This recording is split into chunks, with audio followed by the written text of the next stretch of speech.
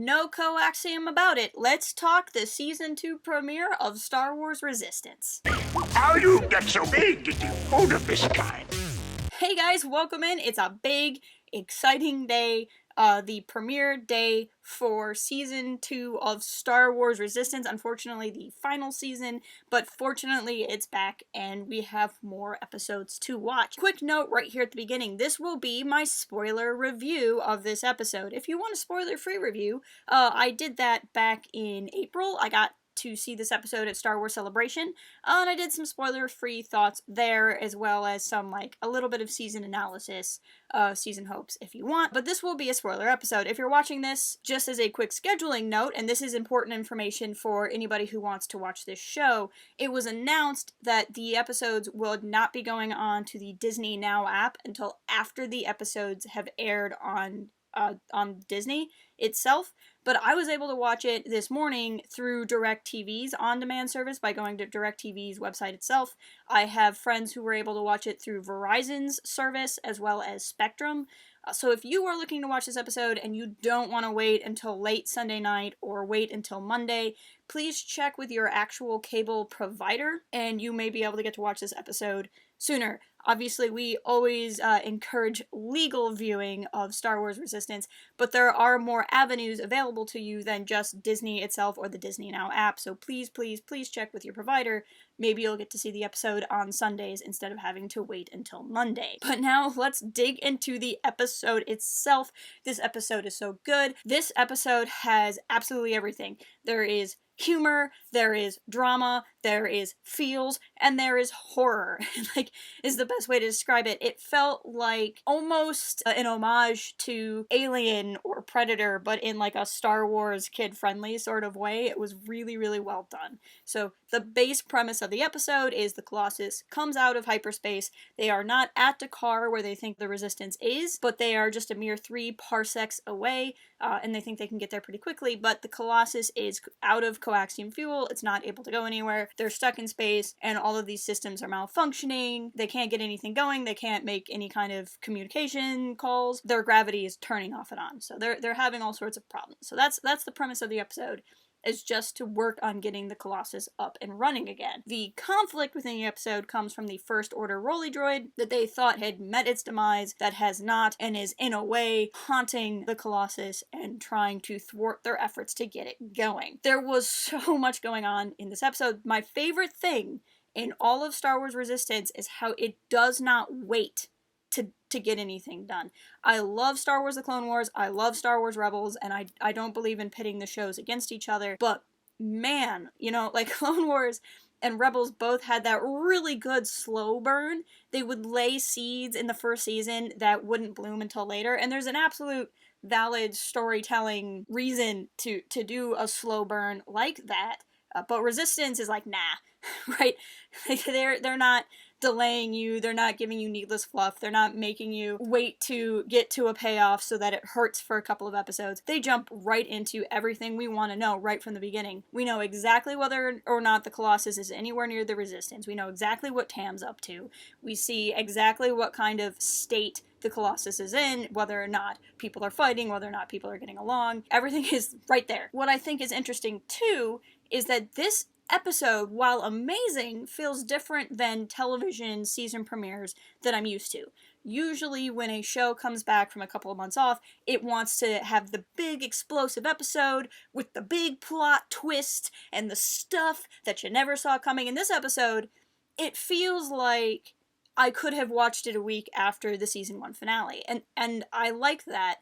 I think that Resistance is an amazingly bingeable show. I watched it week to week, I've enjoyed it week to week, but rewatching it on DVD, personally, and hearing from other people, it's really fun to just kind of go. It's almost like the episodes are designed to feed into one another instead of hitting that very typical television, okay, we have to end on a cliffhanger or else. And I like that, even though I did have to wait several months. I like that later on when I'm watching this show, when I won't be watching it week to week, I can just feel like season 2 feeds perfectly into season 1. Not unlike really what Last Jedi does with Force Awakens, that It's something that's easily forgotten, but no time passes for our heroes between those two films. No time has passed for our heroes in the show, which is sensical considering that this season is playing around in both The Force Awakens and the TLJ timeline. It establishes that right from the get-go, right at the beginning of the episode, we see Pyre and Tierney speaking to Phasma. Phasma, of course, meets her supposed end in The Last Jedi. I'll believe it when I see her Force Ghost, personally, but I highly doubt we're going to be seeing her in the show once we get past her demise in the movie. So we are still at least before the end of The Last Jedi in the timeline. I'm really interested to see what the timeline does in the show as it goes forward. Like I said earlier, there's some horror vibes in this episode. So when Neeku and Torra, Kaz, and CB go down to the engineering levels to try to fix certain parts of the ship, CB goes off on her own, and there's these amazing shots. She's walking down dark, spooky hallways, or as they go places, we see the First Order droid creeping and lurking behind grates, and there's this very monster-esque feeling to it all. And the classic, as the group splits up, there's problems, right? CB goes off on her own and gruesomely gets her head deactivated off her body. Neeku goes to check on her. He gets zapped and tied up. Then eventually Kaz and Torra, when they go together, figure out what happens. They get into this spat with the droid, and then they're trying to get away from the droid, and then Neeku, manages to get CB up and moving, and then she leaves him to go help Kaz and Torra. She stops the droid from attacking them. Torra is able to stop what the droid has been doing. The droid is trying to contact the First Order, and it's just this big kind of series of events that feed into each other in this really tense way where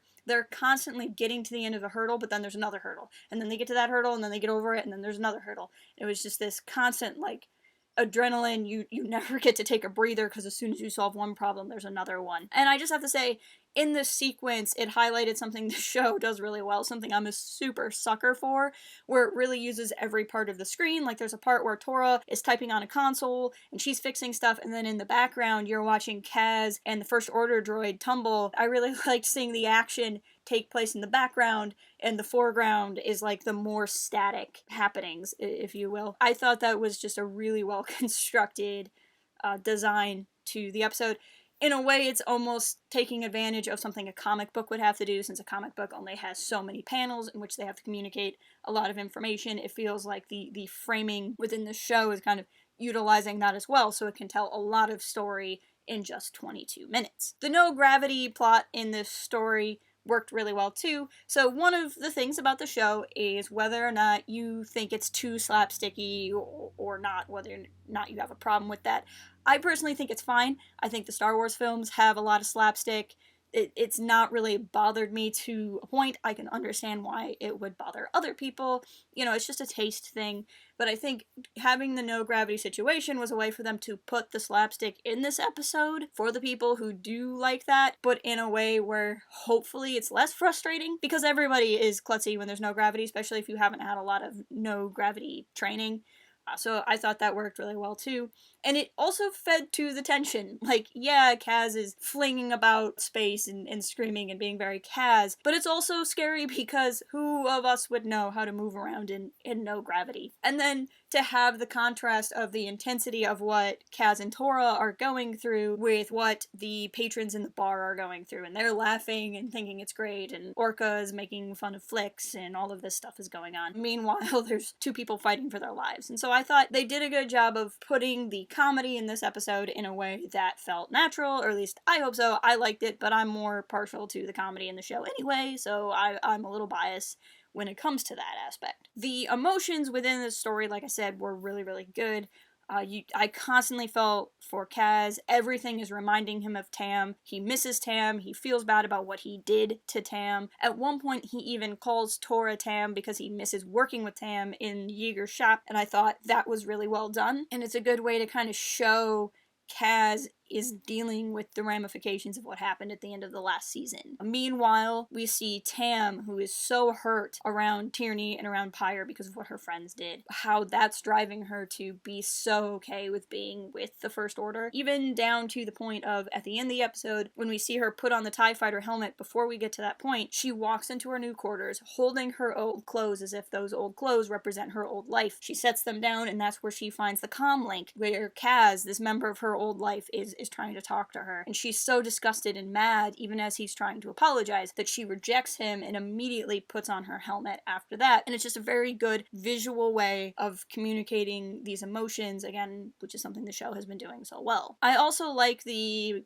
contrast between Tierney and Pyre with Doza and Yeager. So we see Kaz and Torra both getting mentored by Doza, getting mentored by Yeager, and having this really positive influence, and Doza talking about how he's been through all of this stuff with the Empire and he was hoping that they wouldn't have to go through it too, versus Tam, who's being so obviously manipulated by Tierney and Pyre and who are feeding her this negativity. And to see two of our favorite heroes from the show dealing with two very different kinds of mentors, it really shows that generational aspect of Star Wars, and it shows how much we can be impacted by those who have taught us, but also how much we can impact those that we can teach.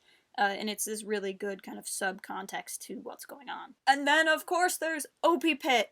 OP-Pit is just the best. So we see him a couple of times in this episode struggling because he still hasn't gotten his floor scrubber back. And guys, we need justice for OP-Pit. I need him to get that floor scrubber back, or it takes some sort of vengeance out on the First Order. Like, I just feel like they would not continue to show us him if we weren't going to get some kind of payoff, and I'm really, really hoping for it. Two other kind of lingering things. So some fans have kind of been left to wonder if there was ever really a First Order spy. So this is some of the between season discourse I've seen. There have been some, myself included, that think that there really wasn't a true First Order spy. That's something a lot of fans picked up on, just the nature of watching the show week to week versus binge watching it.